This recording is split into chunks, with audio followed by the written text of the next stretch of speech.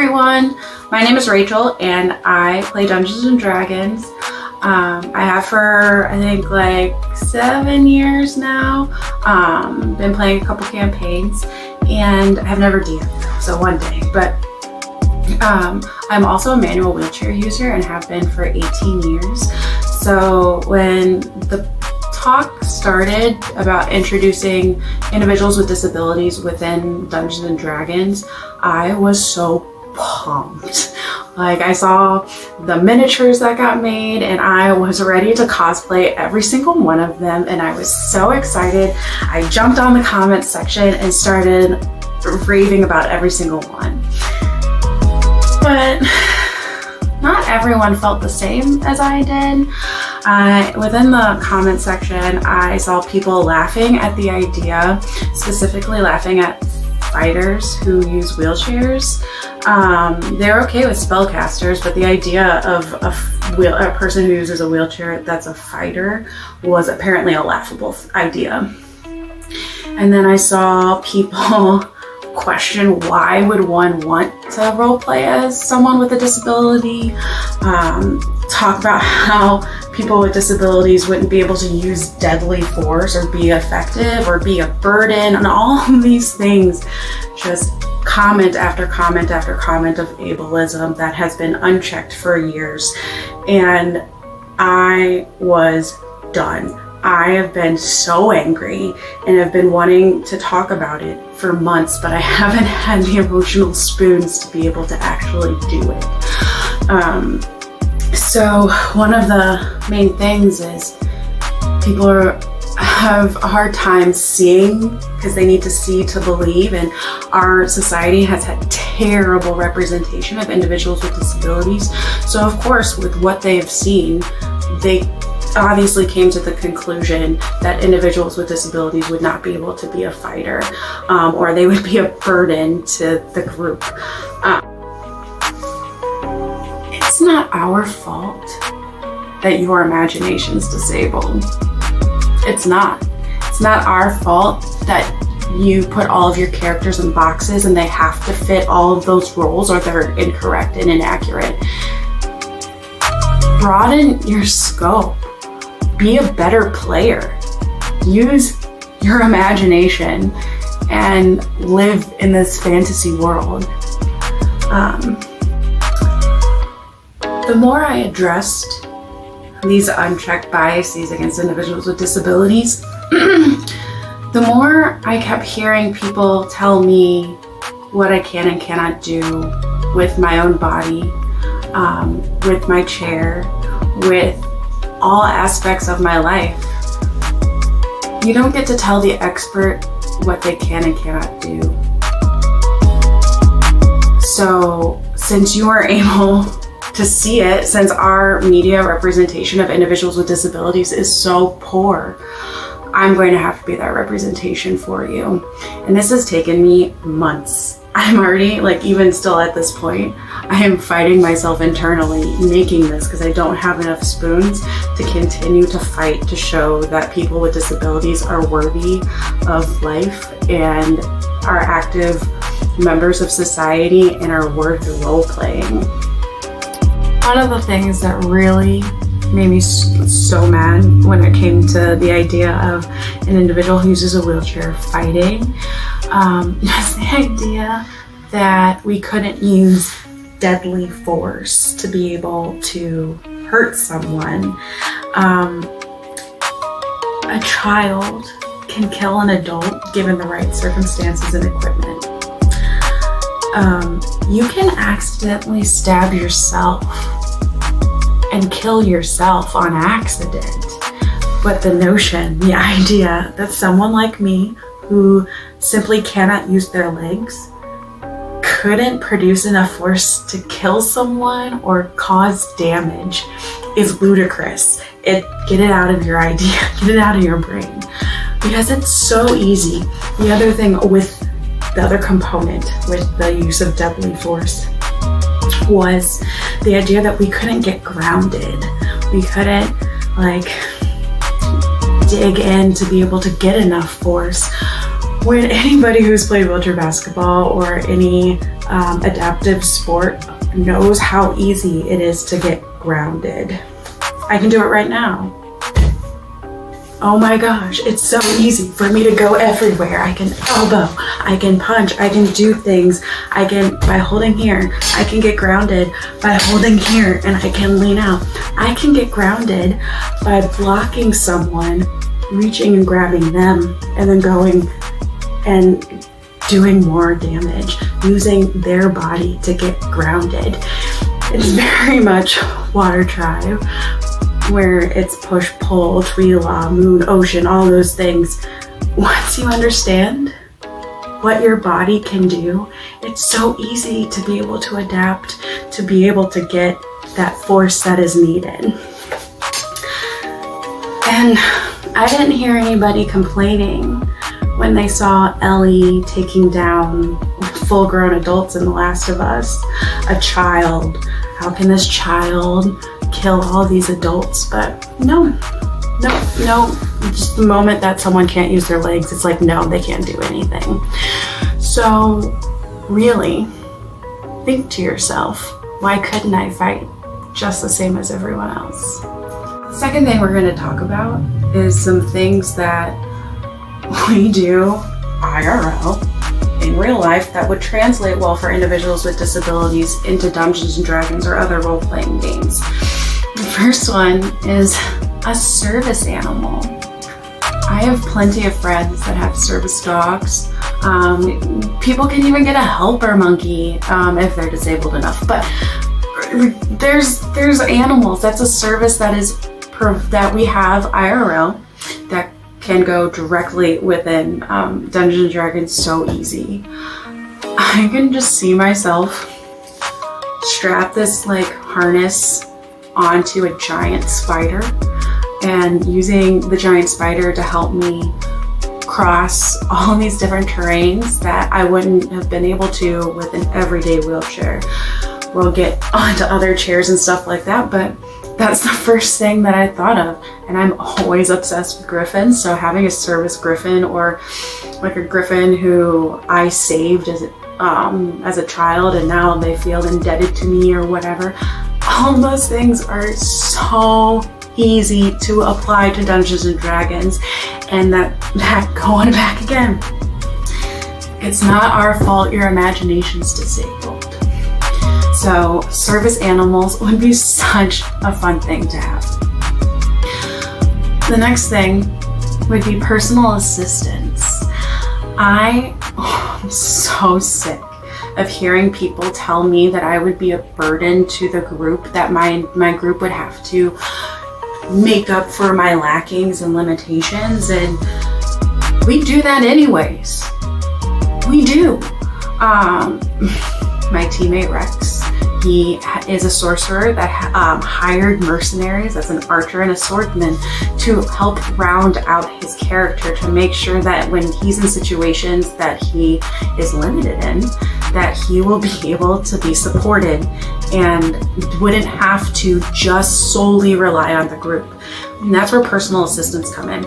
Individuals with disabilities all the time have to worry if they need a personal assistant, how they're going to have the money to hire one, all the things that would be involved, all the things that they would need from a personal assistant to increase their independence and increase their quality of life. And these would be so easy to add within Dungeons and Dragons, where they were just like your mercenaries, and the PA could be awesome too.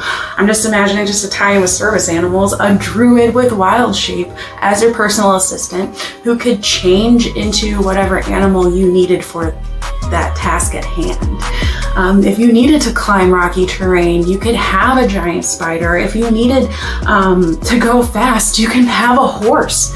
If you wanted to make yourself a chariot for battle, you could use your wild shape PA druid to help you and assist you to not be a burden. No one deserves to feel like a burden, especially individuals with disabilities. Also, a really great example of how an individual that uses a wheelchair is not a hindrance or a burden to the group would be Teo in Avatar: The Last Airbender. You see one that he has a glider chair and that he is awesome, but even in book 3, so this is like early 2000s stuff, guys. It's 2021 and you guys are still not having enough imagination to do this. So Avatar did this over a decade ago, where they show them at the Western Air Temple, and it's this super hilly, super starry kind of terrain where an individual seems like an individual in a wheelchair's nightmare, but you see him, the Duke, and Haru, all go explore the Western Air Temple. You hear Teo talk about how he fixed his equipment. He fixed his brakes so that it would be easier for him to go. You never see Haru or the Duke complain or worry about how Teo was going to get around. They saw the stairs, they knew exactly what they needed to do, and they did it quickly.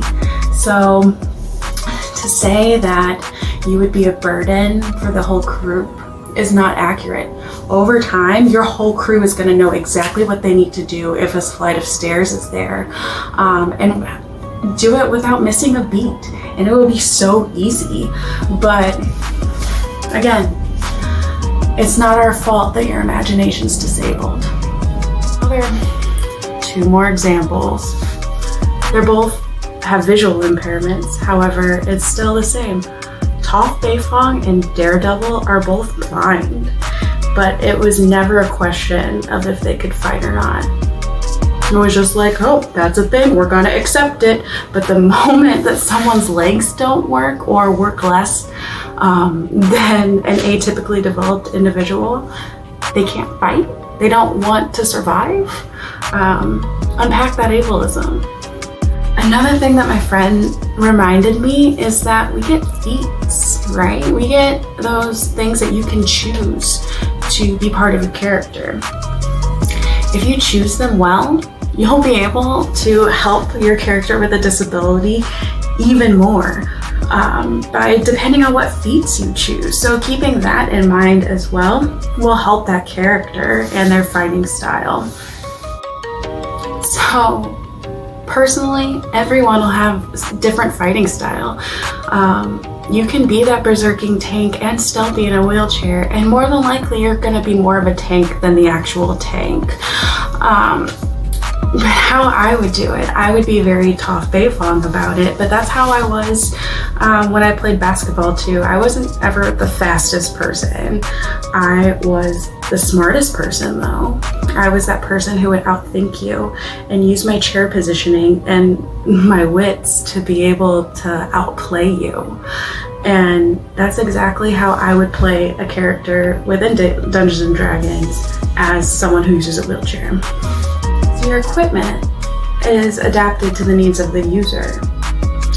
You wouldn't give a druid full metal armor. They wouldn't be able to use it. You wouldn't give a gnome a dragonborn's armor or weapons because they wouldn't be able to use it. So equity within this game has already been happening with equipment. But why can't individuals with disabilities also adapt their equipment to meet the needs of the user? Weapons. Of course, someone can still push with a sword in their hand, and I can push just the same as everyone else. Yeah, is my dexterity limited a little bit within transit? Of course, but I'm going to adapt my fighting style to be able to use a sword like I had already talked about with the fighting style. I wouldn't, even this sword right here is too long for me. I can't swing it down without hitting the ground. I would need a shorter sword that was lighter but still just as strong. And even if I needed range, I guess I could like have like a hook on the end and tie like a rope or a chain to it and have almost like a sword whip, so I could end up getting the range if I needed to. That's adapting. Or I could add poison to the blade, whatever, add more hit points to that. That's perfectly fine. That's adapting to the needs of the user. I'm clearly not using Sephiroth's sword in this situation, but if you need more like visuals of individuals pushing while holding an item, tennis, wheelchair tennis is the perfect example of how an individual that uses a wheelchair can push and still have an item in their hand. Of course, this is still, like I said, too long, and I'm starting to stab the ground with it when I push, and that's not okay. So again, adapting that equipment to what you need would be the best situation. But even that, like, I could still use a mace. I'd get grounded. If I had a mace and it was heavy, that's perfectly fine. I could still swing it and knock people out. So like we talked about earlier, how I can get grounded and I can use plenty of force. So it doesn't matter if it's a sword or a mace. I just happen to have some swords laying around, so I'm demonstrating with swords that I don't know how to use. So that's that. But there's more components than just the weapon. There's armor. And if it were me, if it was our zombie apocalypse and I needed armor, what I would want would be to have my weapon and my armor be the same. Your sword is just an extension of your arm. So why not make the sword within your armor so that there is no having to like maybe put your sword down to push around. It's just one with you. So of course I would want some almost like dragon scale type armor in the back that was flexible so I could move my arms, but at the same time could protect me from behind if I needed to. But the thing I would want the most is I would want reinforced elbows with maybe even a spike on it, but then my entire forearm being a shield or metal or something so that I could block attacks just using my arms, and I don't have to hold anything extra. It's just that my entire arm is a sword basically, and you can even extend it to be that Edward Elric kind of blade where you have that like blade that extends past your hand so that you're able to come up and actually be one with your weapon. It's just an extension of your arm. So if someone comes down and swings at me, I am able to block it with my reinforced metal arms, and I'd still have that blade here. And then I could go in and either get them with the other side after a quick push, or even block with this side, grab, and then just with my reinforced elbow, just go into that side, go into the knee as much as possible. The one that like gets me all the time is you can't push over rough terrain in a wheelchair. Am I gonna push in rough terrain in this broken everyday chair that I've had for 10 years? No, absolutely not. But can I walk my dogs outside in it? About 75% of the time. But this chair isn't my like outdoor chair. There are chairs that have big tires. There are chairs that have these like cool cranky like lever things that assist you to go faster over rough terrain. Why couldn't we adapt our chair to meet the needs of the user? Because that's what we do every day. I don't use my basketball chair every day. I couldn't fit through doors if I did that. I don't use an outdoor rugged chair every day because it's unnecessary. But what else could we do, right? Going back on it again.